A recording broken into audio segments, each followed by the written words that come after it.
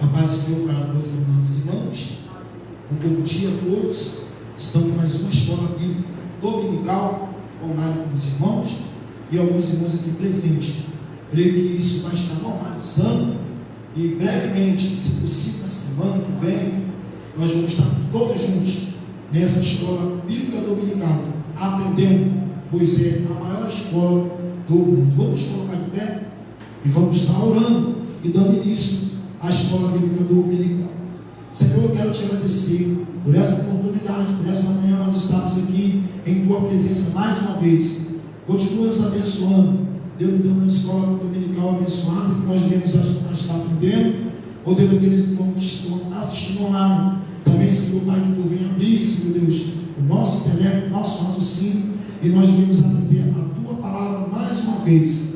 Muito obrigado por tudo. Deus, que tu venha continuar abençoando os irmãos que estão enfermos, aqueles que não puderam estar aqui. Ó Deus, vai de encontro agora.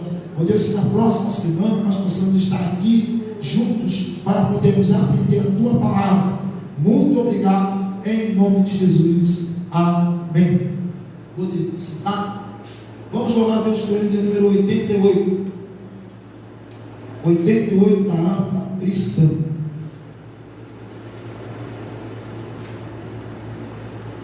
Jesus, meu rei, mestre, Senhor, o teu amor revela a mim, enquanto eu aqui viver, até eu ver da vida ao fim. Revela a nós, Senhor, Jesus, meu Salvador, as maravilhas mil do teu divino amor, e como verás louvor, fervente gratidão, eleva a ti, Jesus, Senhor, os nossos corações, as bênçãos mil do teu amor, qual esplendor me cercarão, o teu olhar será, Jesus, a grata luz do coração. Revela a nós, Senhor, Jesus, meu Salvador, as maravilhas mil do teu divino amor, e com verás louvor, fervente gratidão, eleva a ti, Jesus, Senhor, os nossos corações.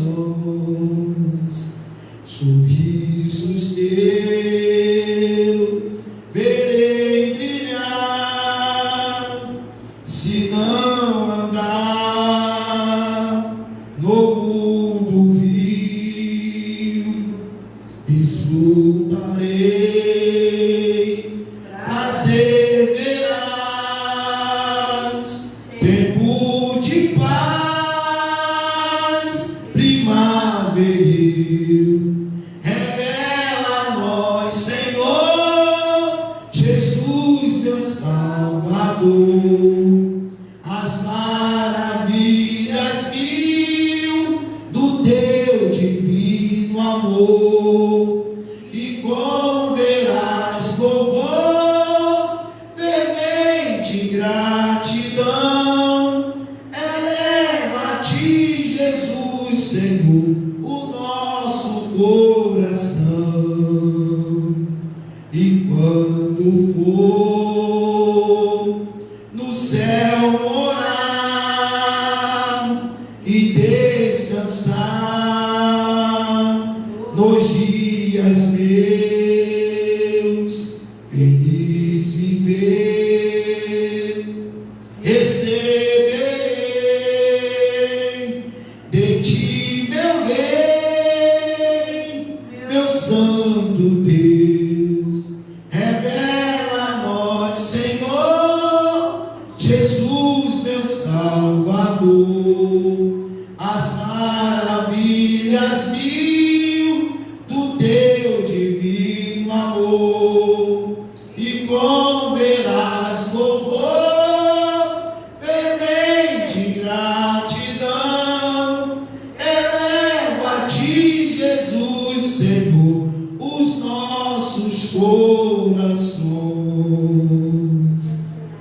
Aleluia, aleluia. Vamos colocar em pé em reverência à palavra de Deus. Lição de número 8, 24 de maio de 2020. O título da lição é Edificados sobre o fundamento dos apóstolos e dos profetas. Aleluia. O textual se encontra em Efésios 2, versículo 20, e diz: edificados sobre o fundamento dos apóstolos e dos profetas, de que Jesus Cristo é a principal pedra da esquina. A verdade prática: Jesus Cristo é a pedra basilar da igreja, que está edificada por meio dos ensinamentos dos apóstolos e do testemunho dos profetas. A leitura bíblica em classe se encontra em Efésios, capítulo 2, do versículo 20 ao 22, e Mateus, capítulo 7, do 24 ao 27. Eu vou ler, os irmãos que estão aqui na nave da igreja, olha como está na tela ou na sua vida mesmo. Bom, que diz: edificados sobre o fundamento dos apóstolos e dos profetas, de que Jesus Cristo é a principal pedra da esquina, no qual todo o edifício bem ajustado cresce para o templo santo do Senhor, no qual também vós juntamente sois edificados para a morada de Deus no Espírito. Todo aquele, pois, que escuta essas minhas palavras e as pratica, assemelhá-lo-ei ao homem prudente que edificou a sua casa sobre a rocha. E desceu a chuva, e correram rios, e assopraram ventos, e combateram aquela casa, e não caiu, porque estava edificada sobre a rocha. Aquele que ouve estas minhas palavras e as não cumpre, compará-lo-ei ao homem insensato que edificou a sua casa sobre a areia. E desceu a chuva, e correram rios, e assopraram ventos, e combateram aquela casa, e caiu, e foi grande a sua queda. Amém? Curve as suas cabeças, vamos estar orando logo após o nosso evangelista vai estar ministrando a lição aos nossos corações. Glorioso Deus, muito obrigado por nós nos encontramos aqui. Deus, já podemos, Senhor Pai, louvar, Senhor, ler a tua leitura da palavra da escola bíblica dominical. Agora que tu venhas usar o teu filho, teu servo, mais uma vez, com unção, com graça, ó Deus, que essa aula venha estar nos nossos corações, abençoa cada um, em nome de Jesus. Amém.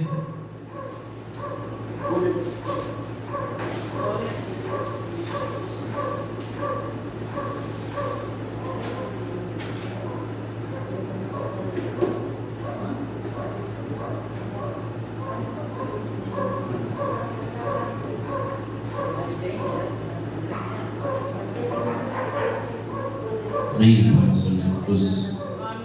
A todos os irmãos, a paz do Senhor Jesus para aqueles na sua casa, online, assistindo a essa escola bíblica dominical, através do Facebook, do YouTube, Instagram. Que Deus possa estar te abençoando a essa manhã, mais uma aula enriquecedora que fala um tema bem importante, né? Nossa lição de número 7, qual tem por título Edificados sobre o fundamento dos apóstolos e dos profetas. Nós estudamos na lição anterior sobre que Cristo é a nossa reconciliação com Deus, né? Nós somos reconciliados com Deus através de Jesus Cristo. Sem essa reconciliação, nós não teríamos o privilégio de estarmos hoje aqui e não teríamos a oportunidade de chegar ao céu, né? Então, Cristo, Ele quebrou essa separação que existia entre o homem e Deus. E o que fez essa separação? O pecado gerou essa separação entre Deus e o homem. O homem, ele tinha o livre acesso a Deus. Vai dizer que Deus toda tarde descia para conversar com o homem, mas por conta do pecado houve a separação.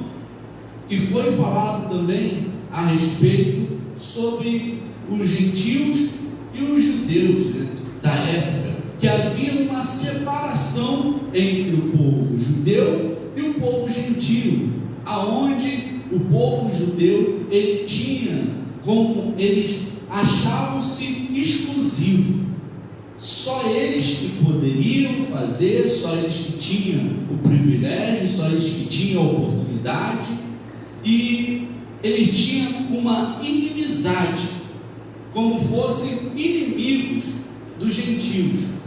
E vamos comparar isso até mesmo na ilustração do templo, né? Quando vai falar do tabernáculo, aonde tinha o pátio e o santuário, o lugar santo e o santíssimo. Eram as três separações. Mas os gentios, eles não poderiam entrar no lugar santo. Eles tinham acesso ao pátio, mas como se tratava do lugar santo, eles não tinham a oportunidade. Comparando, para nós entendermos um pouco melhor aqui, vamos dizer, eles poderiam chegar até a frente da igreja, mas entrar na igreja eles não poderiam, se não fosse judeu. Só os judeus que poderiam entrar na igreja. No templo, eles se achavam exclusivos. Mas Jesus veio quebrando essa barreira, esse muro que existia entre o judeu e o gentio. E agora nós vamos falar sobre esse grande tema que nós vamos mencionar hoje,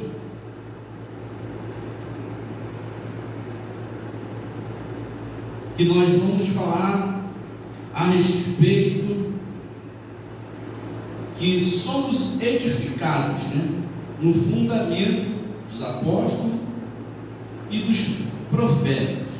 O nosso textual, Efésios 20, vai dizer: edificados sobre o fundamento dos apóstolos e dos profetas e de Jesus Cristo, a principal pedra de esquina. Nós somos edificados sobre um fundamento, o fundamento dos apóstolos e dos profetas, mas somos edificados principalmente sobre a pedra. Nós precisamos estar edificados sobre essa pedra, e é o que nós vamos tratar nessa lição hoje. A verdade prática, ela vai dizer: Jesus Cristo é a pedra basilar da igreja, que está edificada por meio dos ensinamentos do apóstolo e do testemunho dos profetas. Bom, Jesus Cristo, ele é a pedra basilar. Quando nós falamos que Jesus Cristo é a pedra basilar, é estar dizendo que Jesus é a pedra principal, é a pedra fundamental, é a pedra que não pode faltar de maneira nenhuma. Quando nós vamos fazer uma construção, quem entende mais de construção sabe que tem que fazer a base. Toda a estrutura tem que ter uma base, e sem essa base não é possível construir. Vai dizer que as colunas, elas são importantes, sim, mas antes de colocar a coluna, é feito um fundamento, é feita uma estrutura. Se cava, cria a estrutura embaixo para depois edificar. E nós somos da mesma forma. Nós precisamos estar estruturados nessa base. E vai dizer que Jesus é essa pedra, essa base principal. A introdução vai dizer assim: por meio da reconciliação efetiva na cruz, Cristo formou a igreja. O apóstolo Paulo, ao comparar com um edifício em construção, a pedra angular dessa edificação é Cristo, e o fundamento é a doutrina dos apóstolos e o testemunho dos profetas. Bom, agora o autor ele vai mostrar para nós que através da cruz teve a reconciliação, tanto com o homem para com Deus. A cruz foi o ponto fundamental para essa reconciliação. Lembra que quando nós falamos muito sobre o santuário, tem o lugar santo e o lugar santíssimo. Entre o lugar santo e o lugar santíssimo tinha uma separação. Existia um véu que separava o lugar santo do lugar santíssimo. E somente o sumo sacerdote poderia entrar no lugar santíssimo, e isso uma vez por ano. Não era de costumes entrar no lugar santíssimo. Mas quando Jesus vai até a cruz do Calvário, e Jesus faz o grande ato, o grande sacrifício por todos nós, e ele vai dizer que está tudo consumado, está tudo feito, está tudo decretado, está tudo pronto. Quando Jesus está lá na cruz do Calvário, vai dizer que o véu do templo, o véu que existia do lugar santo ao lugar santíssimo, ele se rasga de cima a baixo. Agora, quando esse véu se rasga, ele está dizendo que não tem mais separação. Aonde existia a separação, agora não existe mais. O que separava o homem de Deus não separa mais, porque agora nós temos livre acesso. Antes, outrora, nós não poderíamos estar aqui. Nós não éramos dignos de estar aqui. Nós não éramos dignos de estar na presença de Deus. Nós sequer poderíamos falar com Deus. Antes, alguém queria falar alguma coisa com Deus, perguntar alguma coisa para Deus, tinha que chegar até o profeta, falar com o profeta ia ver o dia acessível que poderia fazer aquilo, para oferecer o sacrifício, para ele falar com Deus, para Deus falar com ele, para ele falar para a pessoa. E hoje nós podemos falar com Deus livremente. Nós podemos falar com Deus a hora que nós queremos, o minuto que nós queremos, o dia que nós queremos. Nós temos esse livre acesso. Tudo isso aconteceu pelo grande ato lá da cruz do Calvário. Aí vai dizer assim: assim há um propósito divino, que sejamos templo santo do Senhor, a morada do Altíssimo. Então, com esse propósito todo, é que nós sejamos o templo do Senhor, sejamos o edifício. E Paulo vai comparar a igreja como uma grande construção, uma grande obra, um grande edifício sendo construído, que está sendo levantado. E uma obra, ela não acontece de uma hora para outra. A obra, ela precisa de um tempo, e ela precisa de material, e ela precisa de trabalhadores. E vai dizer que nós somos membros. Nós somos como fossem tijolos dessa construção.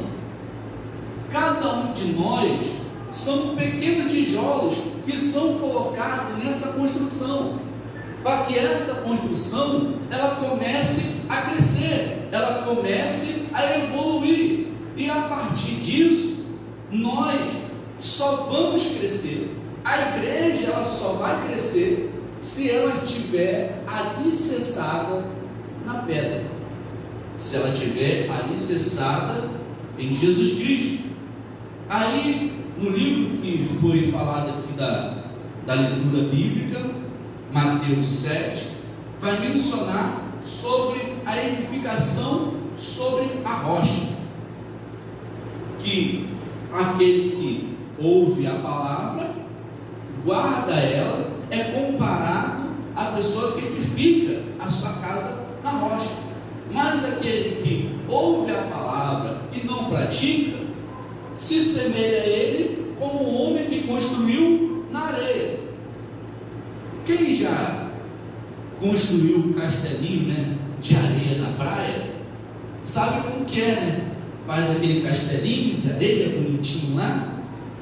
Tem muitos que a gente vê que tem aqueles os especialistas, né, os camaradas que fazem umas obras muito bonitas ali em Copacabana, no Leme. Tem uns que faz umas estruturas bem bonitas, bem bacana mesmo, de areia, e a gente fica falando, nossa, que negócio bonito. Mas se chover, se bater um vento, se a maré subir, o que vai acontecer com aquela obra? Ela vai ser destruída, ela vai cair. Por quê? Ela não está erguida sobre uma estrutura firme, ela não está edificada num lugar firme. Então Jesus Cristo, ele tem que ser a pedra principal da igreja. Mas vai mencionar que em certo texto vai dizer que Jesus fala, olha, tu és Pedro,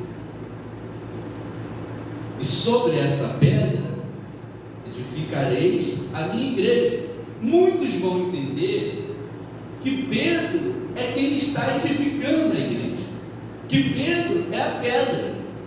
Só que Pedro, ele não era a pedra, ele seria um canal para dar prosseguimento a essa obra.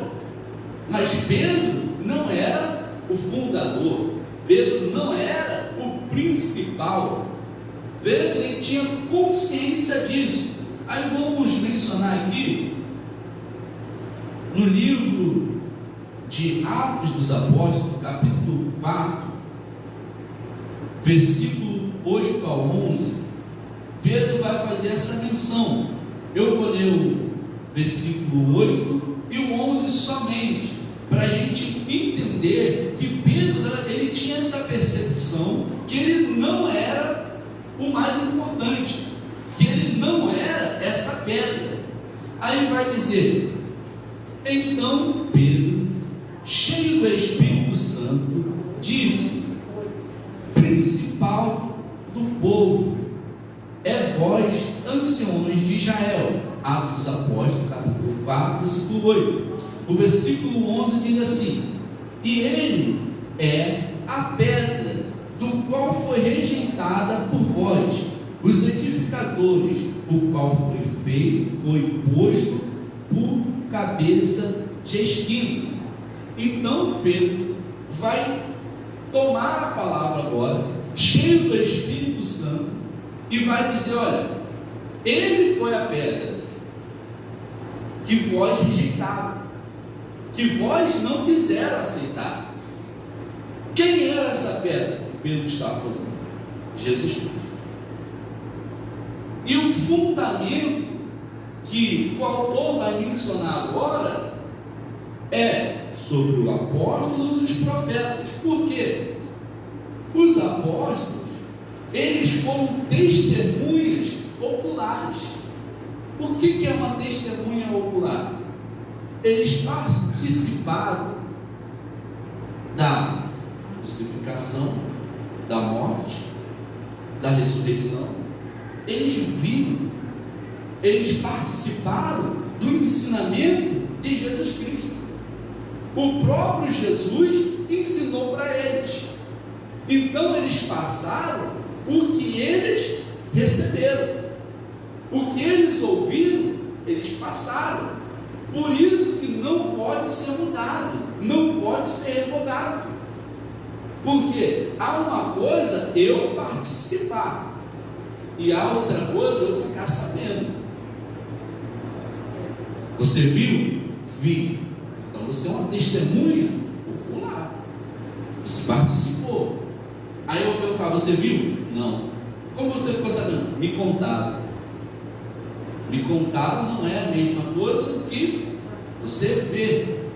Porque quando você vê um fato acontecendo, você vai narrar ele com certos detalhes.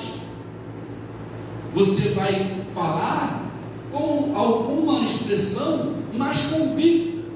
Agora, quando você ouve, você vai contar alguma coisa que pode ser exagerado, que pode ser de menos, que pode não ser verdade, como também pode. Mas quando nós presenciamos, aí as coisas são diferentes. Vamos lá para nós avançarmos. O tópico 1 vai dizer: um edifício espiritual, o santuário judeu. Aí vai dizer: o templo de Jerusalém era símbolo de exclusivismo de Israel como o povo de Deus.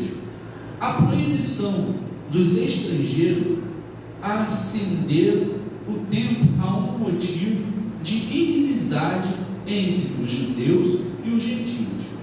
Bom, como eu mencionei, havia uma separação entre os judeus e os gentios. E uma da maior prova dessa separação era o templo, aonde os gentios eles não poderiam participar, eles não tinham acesso.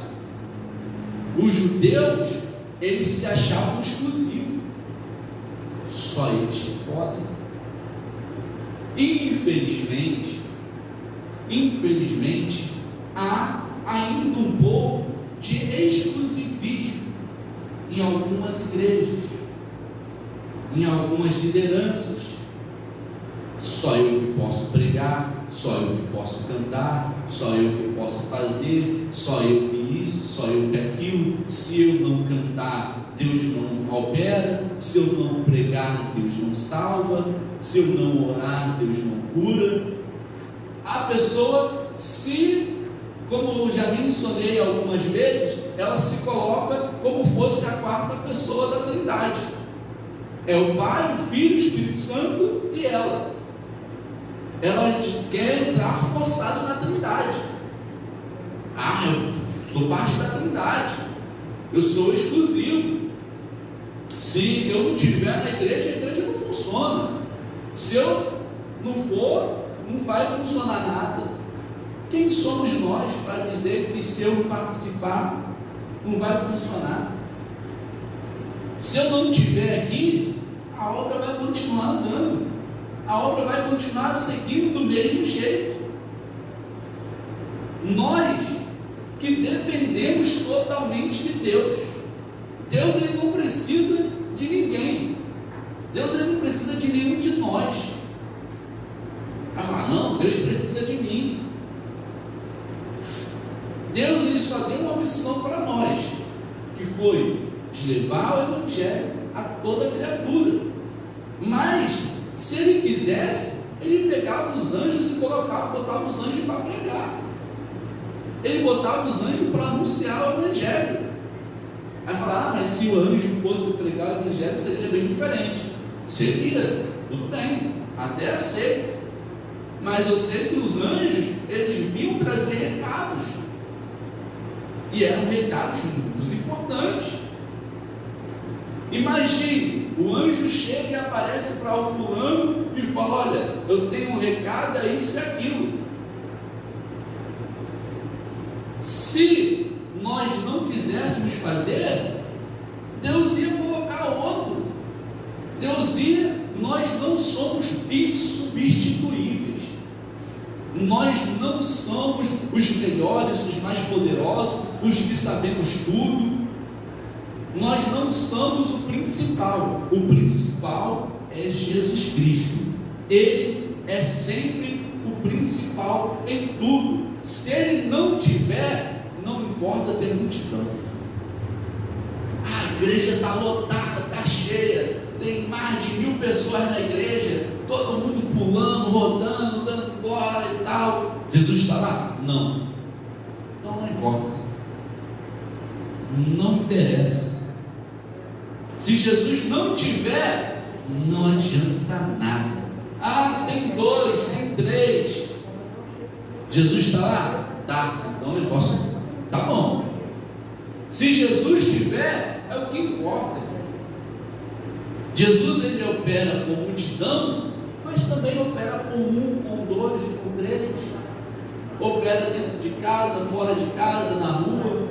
Nós temos histórias para contar em todos os lugares.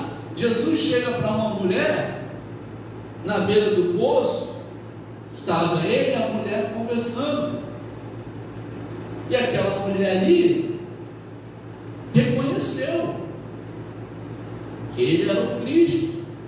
Outra vez Jesus estava com uma multidão, e a multidão reconheceu que ele era o Cristo.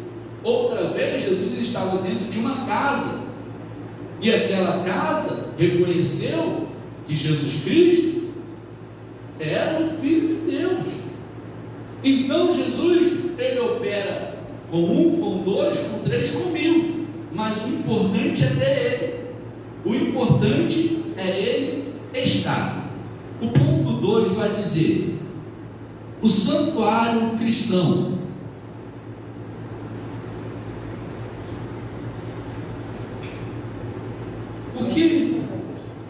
O que pertence a Cristo são comparados a um edifício onde Deus habita em espírito. O ensino dos apóstolos lembra Salomão quando este reconheceu que o templo de Jerusalém não poderia conter Deus. 1 Reis 8, 27. Salomão, ele vai fazer agora uma menção muito importante.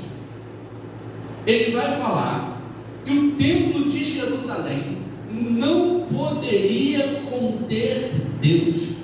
Deus não poderia morar no templo de Jerusalém. E naquela época, o templo de Jerusalém era a coisa mais espetacular que existe. Se hoje tem a réplica da réplica da réplica da réplica lá em São Paulo, né, que todo mundo conhece, se fosse comparado com o templo que Salomão construiu, eu imagino que nem chegaria perto. E Salomão vai dizer que aquele templo não poderia conter a Deus. Deus não poderia habitar ali. Por quê? Era construído por mãos humanas. Deus, ele não habita em templos construídos por mãos humanas. Aí eu faço a pergunta: nós estamos dentro de um templo? Você que está na sua casa também sabe que a igreja era um templo, a parede tem a construção. Eu faço a pergunta: será que Deus habita nesse templo? Será que ele mora aqui? A casa dele é aqui? Não. Ele se faz presente aqui. Ele se faz presente no meio da igreja, no meio do templo. Mas a morada dele não é aqui. Quando nós saímos da igreja e vamos para a nossa casa, fecha-se a porta da igreja, Deus está dentro da igreja dormindo, descansando. Não está, irmãos. Tem um louvor, né, que fala: quando eu cheguei aqui, o Senhor já estava. Eu fico imaginando que quando essa pessoa de repente fez esse hino, não discriminando ninguém, não falando mal de ninguém, mas eu imagino a pessoa chegando tarde no culto. Se ela chegou, Deus já estava lá, ela chegou tarde. Ela chegou, já estava o culto acontecendo, já estava os louvores, já estava a palavra. Aí ela chegou e o meu Senhor já estava passeando no meio da igreja, estava isso, estava aquilo, o fogo estava caindo. Então ela chegou tarde. Porque se eu sou o primeiro a chegar, o meu Senhor não está. Porque Ele fala que quando estiver 2 ou 3 reunidos no nome dele, aí sim, Ele se faz presente. Como eu mencionei aqui, se a igreja estiver cheia, mas não estiver mencionando Ele, Ele não vai estar presente. Se a gente se reunir na igreja, no templo, e fizer uma festinha, aí vamos fazer uma festinha na igreja, porque é a casa de Deus, né? Deus habita lá, e vamos fazer uma festinha, vamos botar uma musiquinha e tal, legal. Mas se ele não for convidado para a festinha que é dentro da igreja, ele não vai estar. Por quê? Ninguém nem vai estar lembrando dele.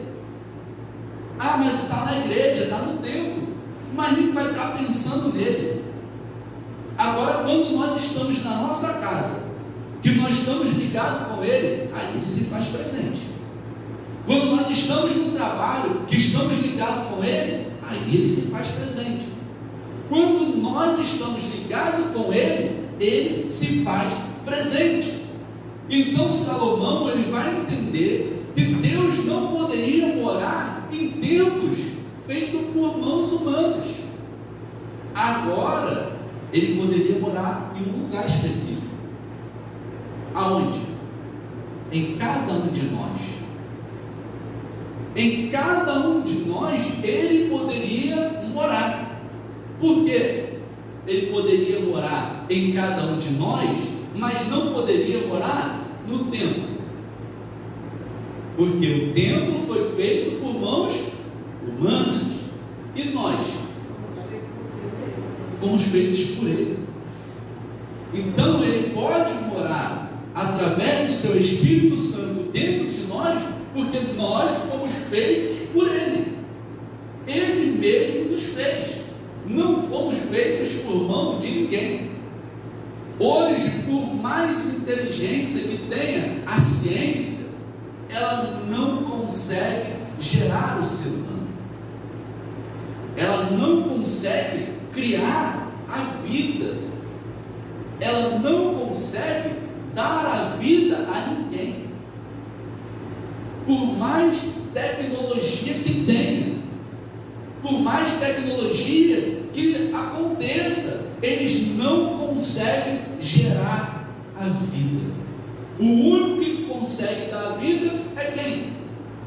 Deus, o autor da vida. Ele é a própria vida. Aí vai dizer assim, e reafirma a ilustração de Estevão, que o Altíssimo não habita em templos feitos por mão de homens.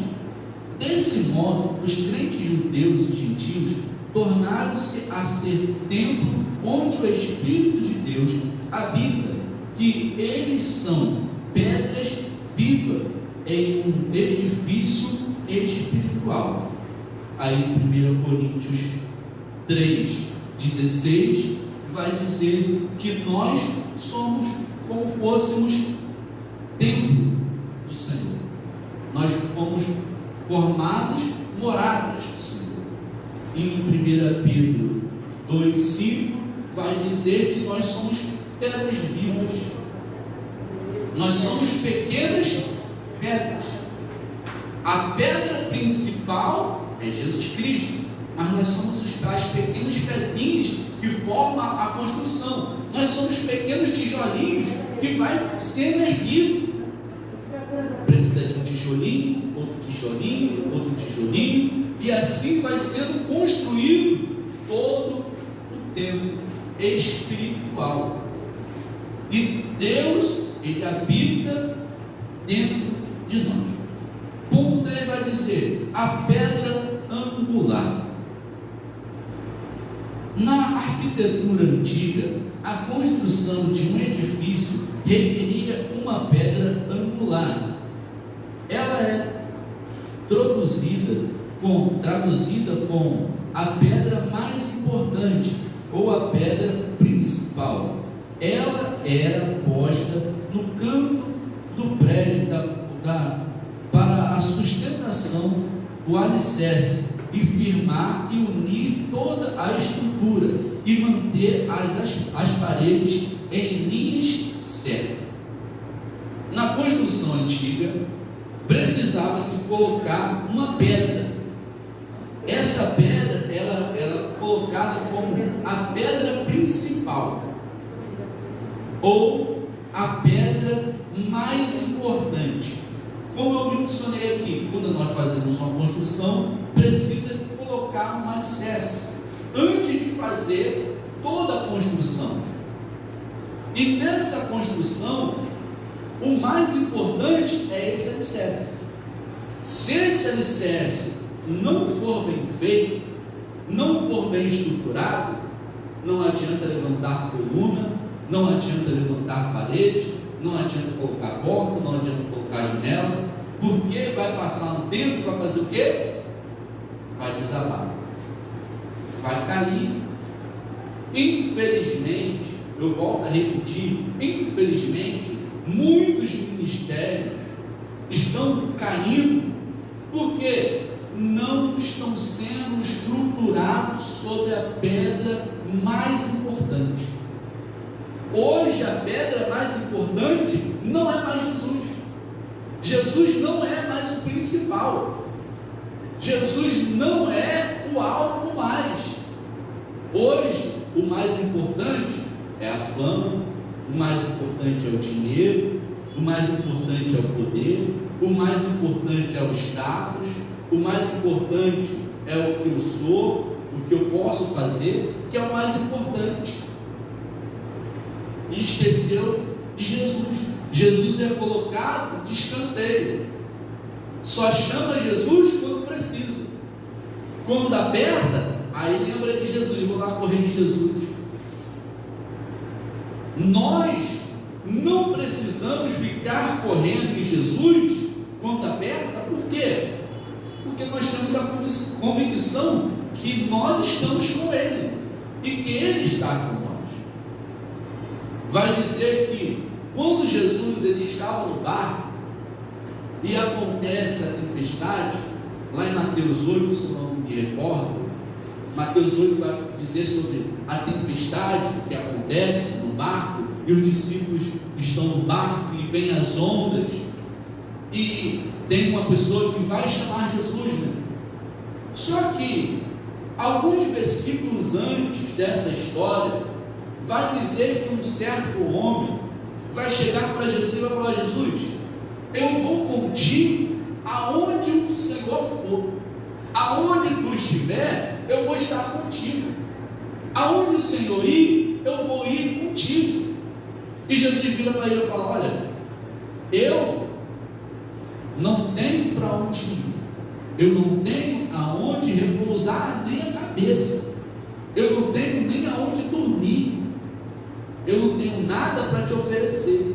E aquele homem fala: olha, não importa, aonde o Senhor estiver, eu vou estar contigo, eu vou.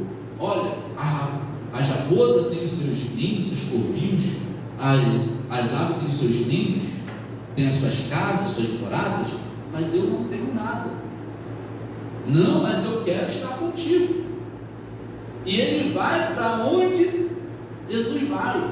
Outro homem fala assim: olha, Jesus, não, deixa primeiro eu sepultar aqui os mortos e tal, deixa primeiro casar, deixa primeiro fazer isso, deixa primeiro fazer aquilo.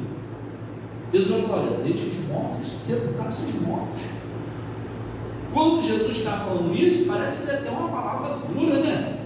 Deixa os mortos sepultar os mortos. Como assim? Porque nós não estamos mortos, nós estamos vivos, mas os outros também estão vivos. Não, mas nós estamos vivos espiritualmente. Jesus estava falando espiritualmente naquele momento ali. Tinha pessoas que estavam mortas espiritualmente. Deixa quem é morto espiritualmente enterrar os mortos. Nós que somos vivos, espiritualmente falando, nós temos que procurar a gerar vida. Nós temos que procurar quem quer vida. Nós, quando saímos para evangelizar, nós estamos levando o quê? A vida para aqueles que estão lá mortos espiritualmente. Então nós estamos gerando vida. Então Jesus, ele tem que ser a pedra mais importante da nossa construção. O ponto 4 vai dizer: Cristo, a pedra principal. Ele mesmo afirmou ser a cabeça de esquina, assim como também os apóstolos testificaram ser Cristo a pedra principal. Portanto, a pedra angular, desde o novo santuário, é o próprio Cristo. Salomão no monte apresenta que o homem pudesse edificar a sua casa sobre a rocha, e em Cristo Jesus. Bom, então vai dizer que Cristo, ele é a principal pedra, que a nossa construção tem que estar em Jesus Cristo.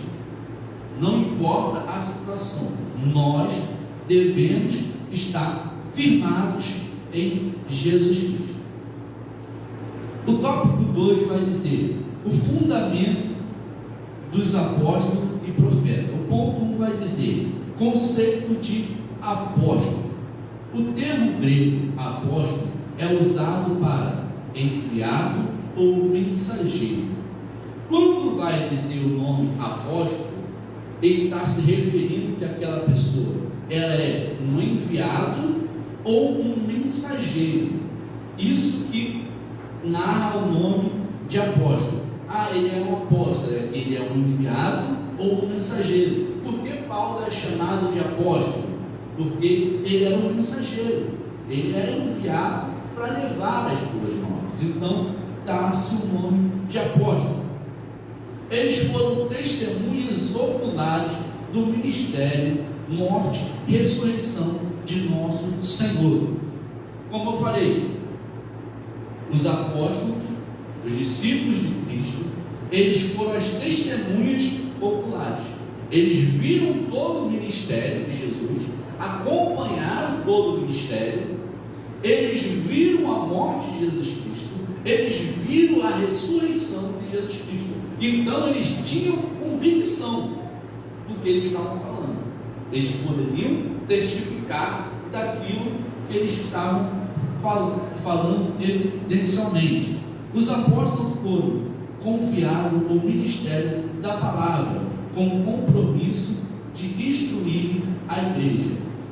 E Deus, ao cargo dos apóstolos, a eles dá o compromisso de instituir a igreja. Quando Cristo vai falar: olha, Pedro, a partir dessa pedra, que era o próprio Jesus, vai edificar a minha igreja. Vocês edificarão a minha igreja. Vocês vão dar seguimento à igreja. A igreja, ela vai crescer a partir de você. A partir de cada um de nós, a igreja, ela vai crescendo. Vai dizer a palavra que a ovelha, ela gera ovelha. O pastor tem que ir, o pastor tem que correr, o pastor tem que fazer, ok. Mas só que a tarefa maior de ganhar a ovelha é de quem? Da própria ovelha. Porque numa lógica humana que nós vemos, né, o ser humano, ele gera o quê? Outro ser humano. Vamos dizer assim, um cachorro, ele vai gerar outro cachorrinho. Aí vai dizer o quê? Que um cavalo, ele vai gerar outro cavalinho. E um vai gerando o outro. É assim consecutivamente. Então a ovelha, ela vai gerar a ovelha. Nós temos que gerar. A igreja, ela vai crescer a partir de mim, a partir de você, a partir de cada um de nós. A igreja depende de nós para crescer. O ponto 2 vai dizer: a doutrina dos apóstolos. Embora não possam destacar das pessoas o ofício que ocupavam e que a construção, o fundamento da igreja não são os apóstolos em si, mas a doutrina que eles ensinavam, ou seja, as escrituras. Bom, o fundamento da doutrina não eram os apóstolos, eles não eram o fundamento. Quando nós falamos de doutrina, nós estamos falando de palavra, nós estamos falando da palavra em si. Essa é a doutrina, a palavra que Jesus deixou, o ensinamento que Jesus deixou. E o ofício dos apóstolos era passar essa palavra. Quando nós lemos do livro principal sobre a Santa Ceia, que Paulo vai falar na menção da Santa Ceia, ele vai mencionar o seguinte: como eu recebi do Senhor, também vos ensinei. Paulo vai dizer: eu recebi do Senhor e também vos ensinei. Como eu recebi, eu ensino. Por quê? Ele recebeu de Deus. Para nós passarmos alguma coisa, nós temos que receber. Ninguém passa nada sem receber antes. Você paga seu aluguel sem receber? Você paga a sua conta sem receber? Você paga a sua dívida sem receber? Primeiro você tem que receber, para depois você pagar, para depois você fazer. Na palavra, da mesma forma, primeiro você recebe a palavra, para depois você passar a palavra. Tem muita gente hoje que quer passar a palavra sem receber a palavra. Ó, eu vou pregar aqui para a igreja, eu vou trazer uma palavra para a igreja, eu vou trazer uma palavra aqui para os irmãos, eu vou trazer uma palavra aqui para cada um. Mas primeiro corta para cá. A palavra que corta para ali, corta para cá também. A palavra que serve para os irmãos, serve para mim também. Se a palavra não falar comigo primeiro, se não tiver feito comigo primeiro, se eu não me comover com essa palavra primeiro, não vai adiantar nada eu passar ela. Primeiro eu tenho que receber essa palavra. Vou pegar a palavra, vou ler a palavra e Deus vai falar comigo. Deus falou comigo. Deus falou através dessa palavra. Eu vou passar essa palavra. E essa palavra, ela vai ter efeito. Ela vai surgir efeito. Vai dizer a palavra do Senhor que a palavra de Deus, elas não vão passar. Elas não passarão, ela não volta vazia. Ela tem efeito. Só que eu tenho que receber essa palavra de bom grado. Ah, eu vou ler aqui, vamos botar aqui o Salmo 23, o Senhor meu pastor, passar para a igreja, o Senhor meu pastor. Ah, uma igreja, o Senhor meu pastor, o Senhor teu pastor. Só que para mim mesmo, o Senhor nunca foi meu pastor. O Senhor de ser meu pastor está longe. Igreja, o Senhor é teu pastor, o Senhor vai te ajudar, isso, aquilo, o Senhor. E na minha vida, Ele não é o meu pastor, não? Eu faço o que eu quero, como que eu quero, que eu bem entendo. Ele tem que ser o meu pastor também. Para mim passar que Ele é o seu pastor, eu tenho que ter consciência que Ele é o meu pastor. Se eu falar que Deus cura, que Deus liberta, eu tenho que ter consciência que Deus faz na minha vida também. Eu tenho que ter consciência que Ele pode operar na minha vida também. Não só passar. Passar por passar é bem fácil. Eu vim aqui e contar uma palavra, cantar um louvor e tal, é bem tranquilo. Eu vou cantar aqui nessa vou cantar nessa tarde aqui, nessa manhã, eu vou cantar um louvor aqui inspirado. Só que o louvor não tocou nada em mim. Aí eu venho cantar aqui e não sei o que. Pode fazer efeito para a igreja? Pode, porque Deus trabalha, Deus opera. Mas primeiro eu tenho que vivenciar, eu tenho que sentir, eu tenho que agarrar Ele como fosse meu. Porque quando eu louvo, eu não estou louvando para a igreja, eu estou louvando para Deus. Quando eu estou dando uma palavra, é para Deus. Tudo que eu faço é para Deus. E quando eu faço para Deus, a igreja ela recebe. O povo ele recebe. Por quê? Está sendo para Deus, Deus está mandando glória, Deus está mandando poder, e a igreja está sendo edificada. Então, nós temos que receber essa palavra também. Os apóstolos receberam a doutrina diretamente de Cristo. Vai falar que os apóstolos receberam de Cristo, né? Como eu falei aqui, eles receberam de Jesus e passaram. Então, por isso que eles são as testemunhas oculares. Aí vai dizer aí, Romanos 6, 17, que eles receberam do Senhor. 1 Timóteo 1, 3, 2 Pedro 3, 16. Essas são as referências. Se os irmãos depois quiserem acompanhar, Romanos 6, 17, 1 Timóteo 1, 3, 2 Pedro 3, 16. O ponto 2 vai dizer: a doutrina dos apóstolos, assim como não pode mexer na pedra angular depois de colocar os alicerces, igualmente o fundamento da igreja não pode ser violado. Acerca disso, o Senhor Jesus assegurou: as minhas palavras não hão de passar. Lucas 21, 33.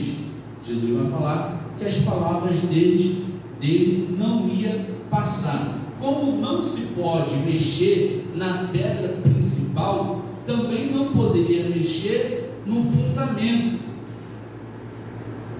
A gente não pode mexer na estrutura, né?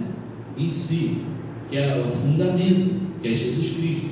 Mas também não podemos mexer nos alicerces. Quais são os alicerces?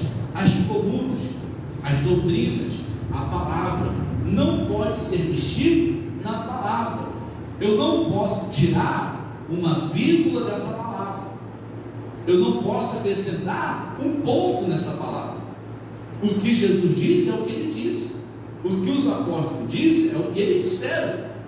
Por quê? É verdadeiro. Vai dizer que a palavra de Deus é viva e eficaz, mais penetrante do que a espada de dois gumes.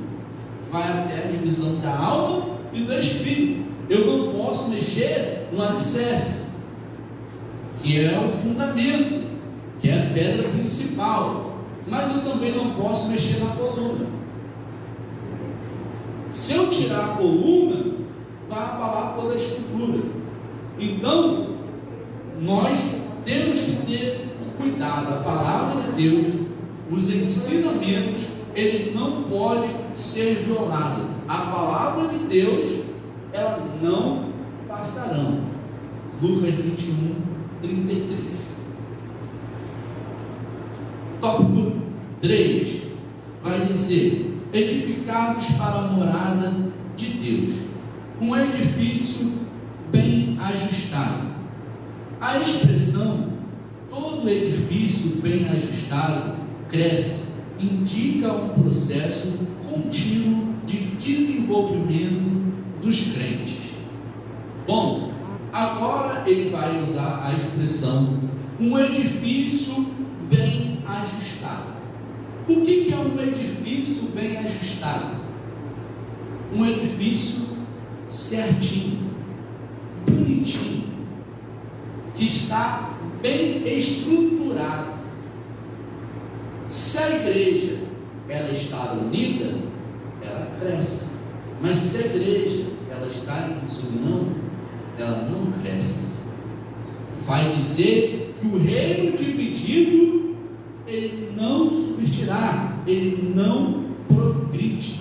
Se o reino estiver dividido, ele não tem como crescer, ele não tem como avançar. Se a direção da igreja, se o pastor da igreja tiver brigado com os obreiros, tiver brigado com os ministérios, tiver brigado com as irmãs, se entre as irmãs, as lideranças não tiver entendimento, não vai crescer, não vai adiantar nada. Primeiro tem que estar todo mundo bem ajustado, todo mundo com o mesmo propósito, com o mesmo objetivo. Por isso que fala, é bom que os irmãos vivam em união. O que é a união? É só estar junto? Não. A gente tem que viver a união, então eu vou ficar aqui pertinho, cara, vou ficar aqui do lado aqui. O que adianta estar do lado da pessoa, mas parece que está a quilômetros da pessoa? Não fala com a pessoa, não dá oi, não dá a paz do Senhor, não olha para a cara da pessoa. Isso é estar em união? Só porque está perto? Eu estou próximo aqui da pessoa, estou em união com ela. Eu estou mais longe do que estivesse ali. União é estar com o mesmo propósito, com o mesmo objetivo, com os mesmos pensamentos. Claro, cada um tem o seu pensamento, o seu jeito de pensar, mas o objetivo da igreja, ele é sempre o mesmo. O foco da igreja, ele é sempre o mesmo. Quando nós se reunimos, o objetivo é o mesmo. Qual é o objetivo? Adorar a Deus. Se eu entro na casa do Senhor, se eu entro no lugar que eu digo que é a casa dele, se eu não venho com o propósito de adorar ele, é melhor ficar em casa e estar nem aí. Infelizmente ou felizmente, tem pessoas que nessa pandemia estão buscando a Deus, graças a Deus, estão adorando, louvando, né? Mas tem pessoas que não estão nem aí. Bota lá no status, no Facebook, que assim que acabar, a primeira coisa é a igreja é isso, aquilo e tal, mas esse tempo todo está nem aí para Deus. Não leu a palavra, não orou, não cantou um hino, não fez nada. Aí bota lá no Facebook, assim que tudo passar, a primeira coisa é ir para a casa de Deus. E se não passar esse Deus me Aí passou 40, 50 dias, sequer dobrou o joelho dentro de casa, sequer orou, sequer falou com Deus. Aí vou botar, quando tudo passar, eu vou, a primeira coisa que é ir para a casa de Deus. Por que não fez o período que está em casa? Temos tempo em casa, então vamos aproveitar o tempo. Se eu posso orar em casa, vamos orar, vamos buscar a paz de Deus. O importante, em casa ou na igreja, no trabalho, não importa. O importante é estar ali cessado na rocha. Aí vamos lá. Assim como todas as partes do edifício precisa estar harmônico, os crentes da igreja também dependem de tudo ser bem ajustado em Cristo. Bom, como o edifício, como a construção, para ela ser levantada, ela precisa estar bem ajustada. Quando nós vemos uma construção de um prédio, antes daquela construção ser levantada, passa na mão de tanta gente que a gente nem imagina. Passa na mão do engenheiro, passa na mão do arquiteto, passa na mão do pedreiro, passa na mão não sei de quem, passa na mão do mestre de obra, tudo ali no papel. Vai ser feito assim, vai ter isso, vai ter aquilo, vai entrar uma coluna aqui, vai entrar uma mesa aqui, vai entrar um tijolo ali, vai entrar tanto metro de areia, vai entrar pedra, não sei o que, tudo ali, o projeto ali. Quando vai fazer a construção, é um monte de burocracia. Para quando quando ser levantado perfeito, para não ter risco de queda, para não ter risco de acidente. Aí quando nós vamos fazer para Deus, qualquer jeito está bom. O importante é fazer. O importante não é fazer, não. O importante é fazer direito. Eu estou fazendo para Deus, é o que importa. Não é o que importa, não. Eu estou indo para a igreja, é o que importa. Não é ir para a igreja que importa, não.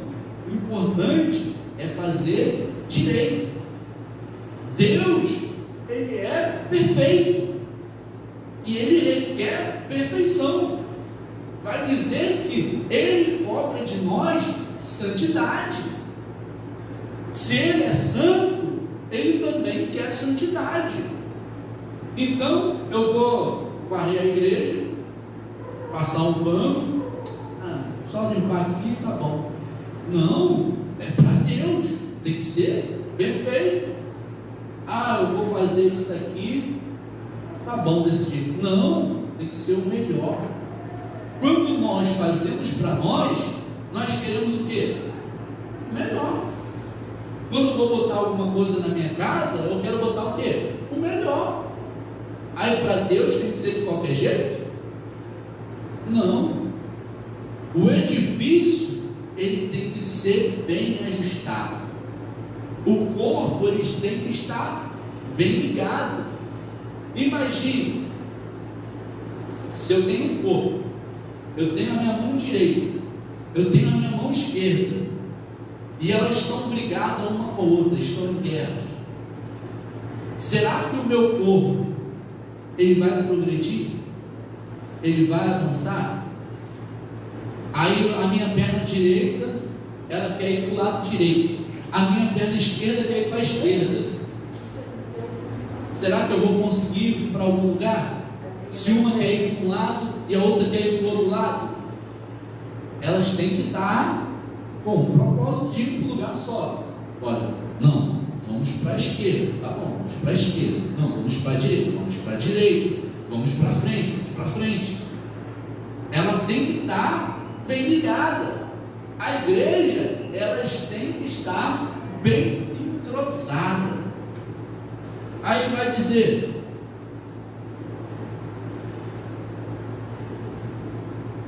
Hebreus, capítulo 5, verso 12.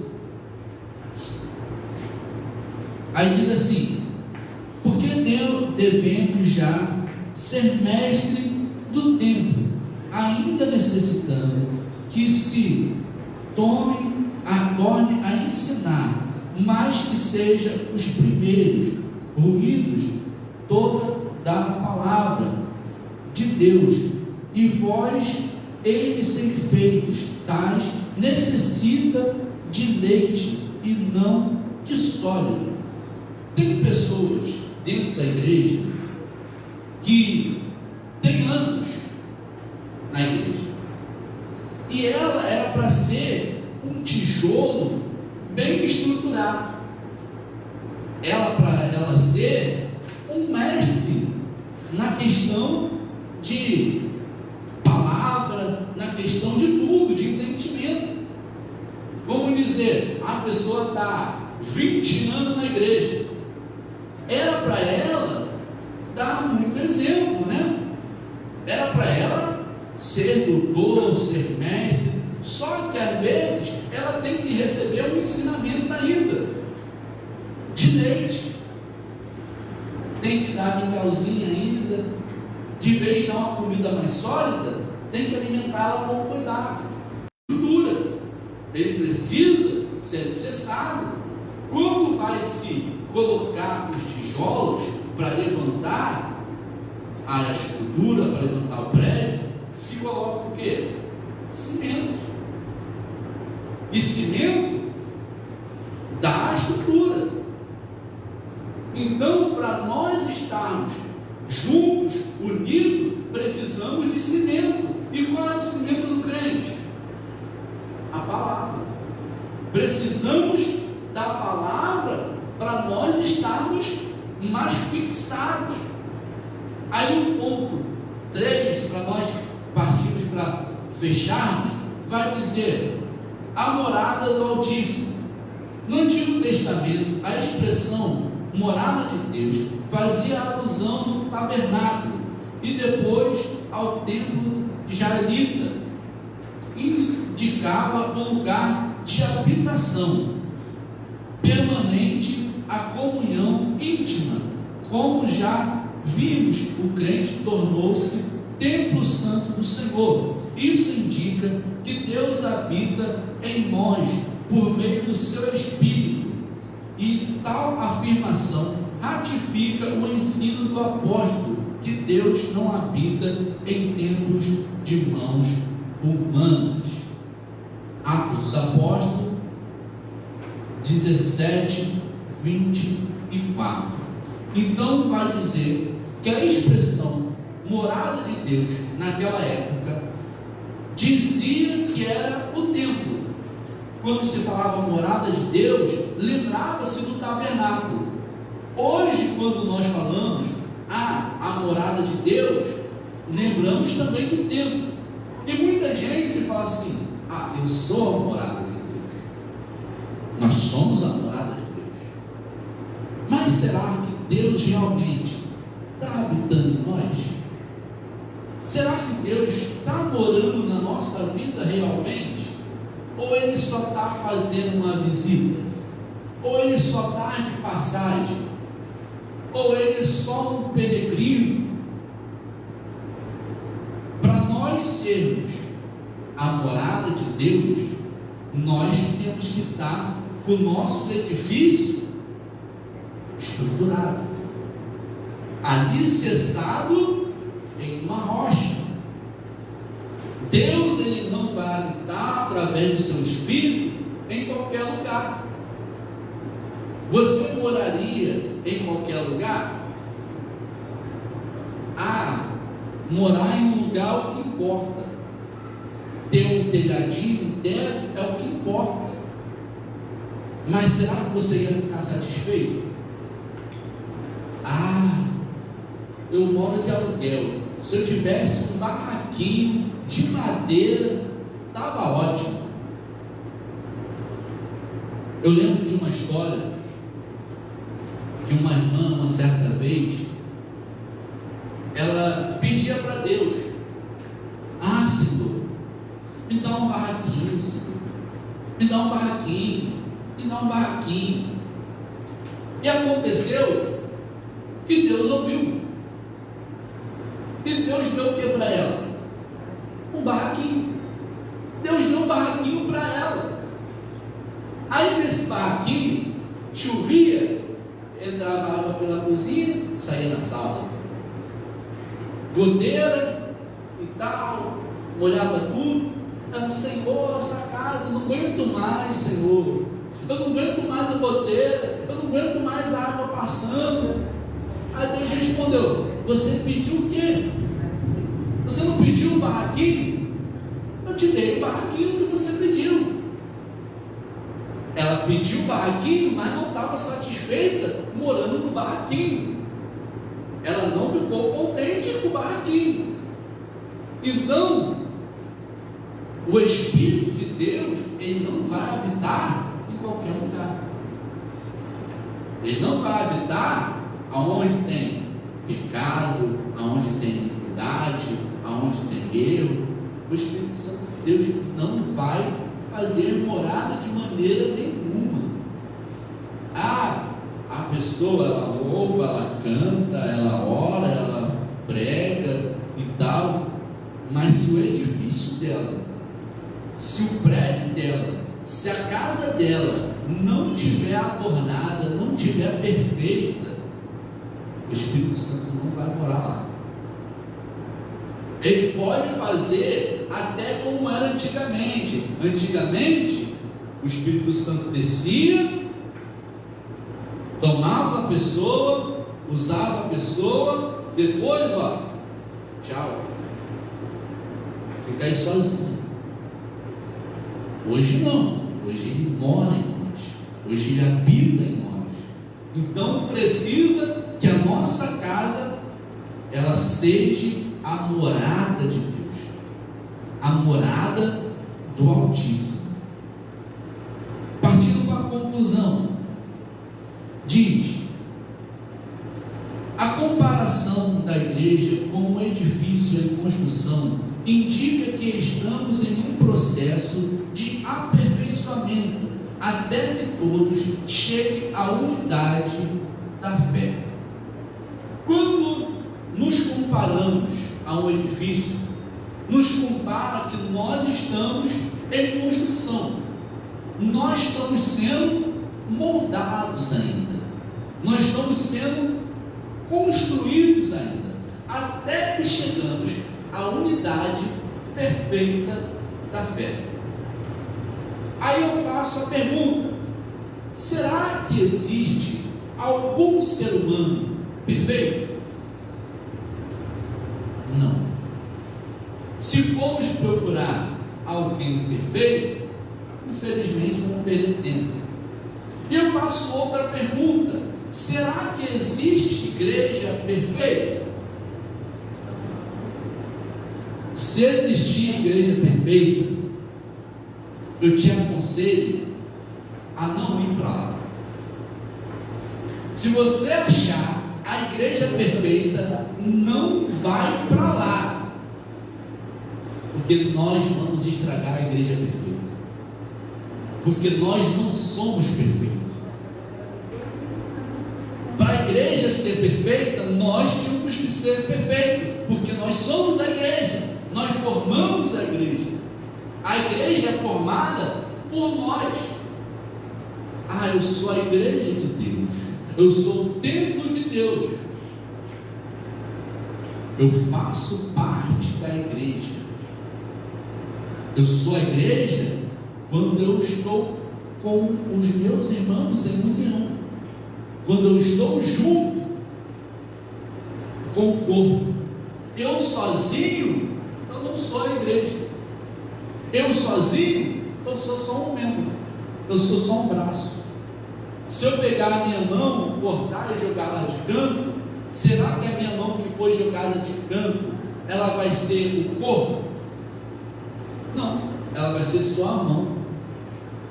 Nós só somos igreja quando estamos juntos, em união com o todo.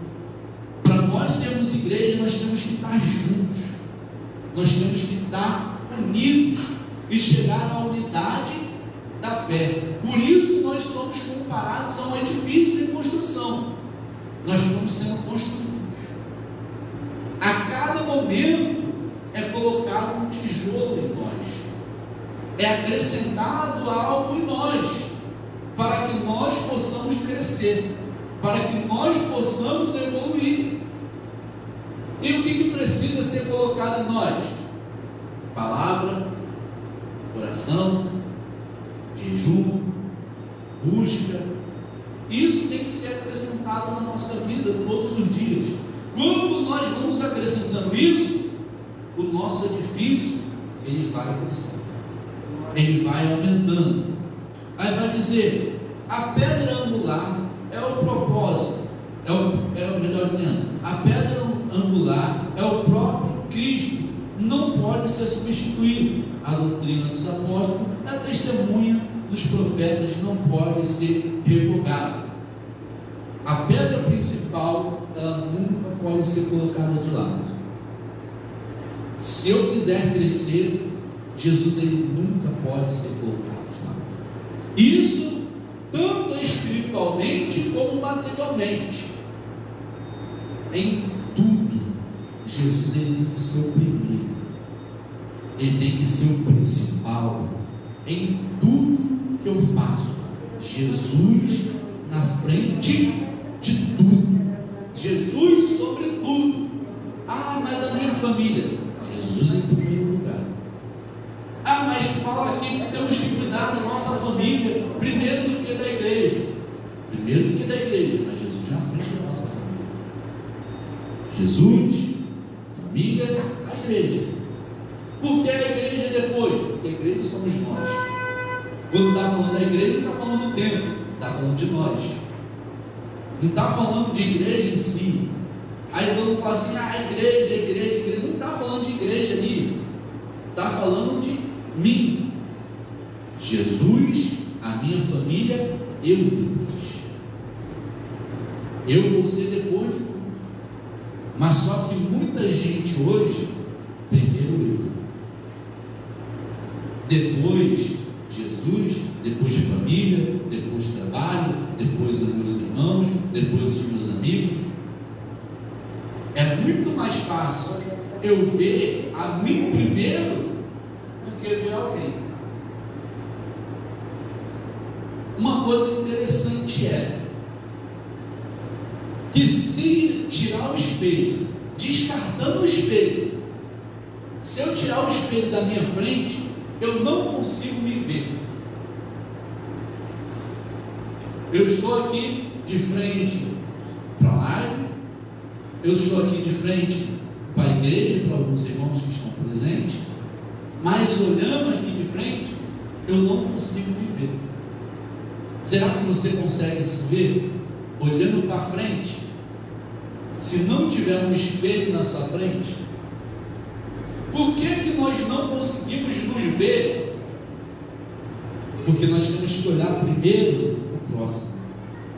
Primeiro eu olho para o próximo, depois eu olho para mim. Mais importante é o meu próximo do que a mim mesmo. Claro, eu tenho que me amar para poder amar ao próximo, mas eu tenho que olhar para o próximo. Nós temos que estar nessa grande construção, nesse grande edifício. Eu sou importante, você é importante, todos nós somos importantes para que essa obra ela cresça. Para que o Evangelho cresça, precisa de cada um de nós. Eu fazendo um pouquinho, você fazendo um pouquinho, de pouquinho em pouquinho, dá muito. Acontece isso, puxando um lado aqui, no dízimo, nas ofertas. Às vezes nós damos um pouquinho na oferta, uma coisa bem simples, que parece que para nós não vai fazer efeito nenhum. Eu vou tirar uma moedinha aqui para dar.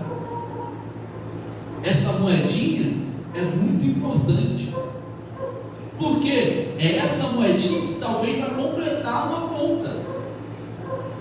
Se você for em um lugar, pagar uma conta, faltar 10 centavos, será que vão deixar você pagar essa conta?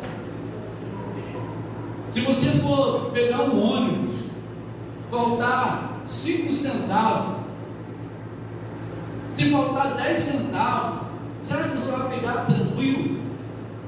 Mas eu pago 4,5 a passagem, eu dou R$4, o motorista até passa, deixa eu passar.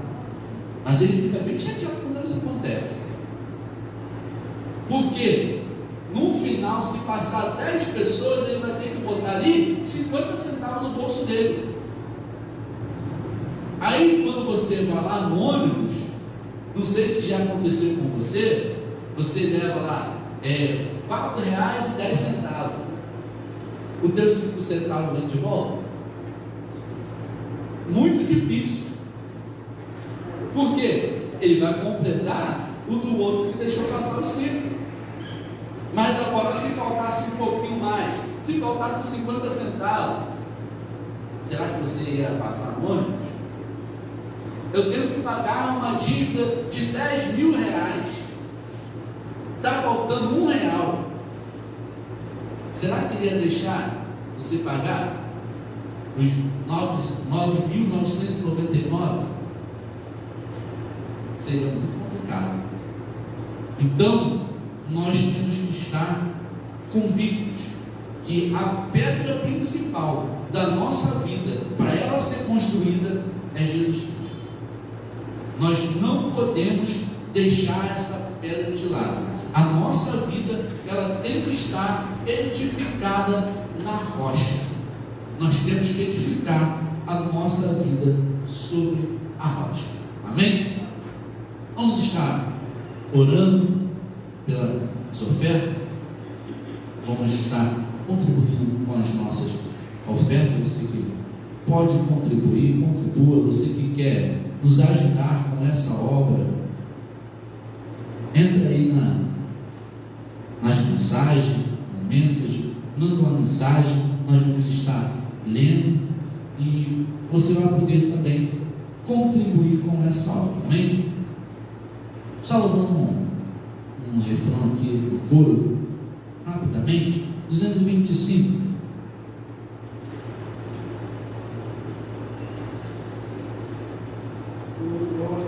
Na batalha contra o mal, seja valente, segue em marcha triunfal, seja valente, olha o alvo que é Jesus, que a vitória te conduz, ó, não deixe tua cruz, seja valente,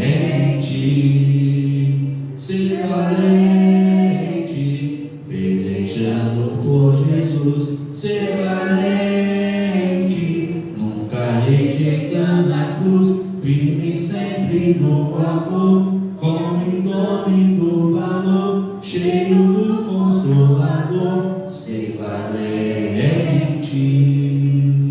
Glória a Jesus, amém? Está falando coisa? Amém? Quero comunicar que às 18 horas vamos estar aqui num grande culto online, né? Você que está na sua casa, que queira participar também deste culto, às 18 horas vai ser um culto da família, voltados à família.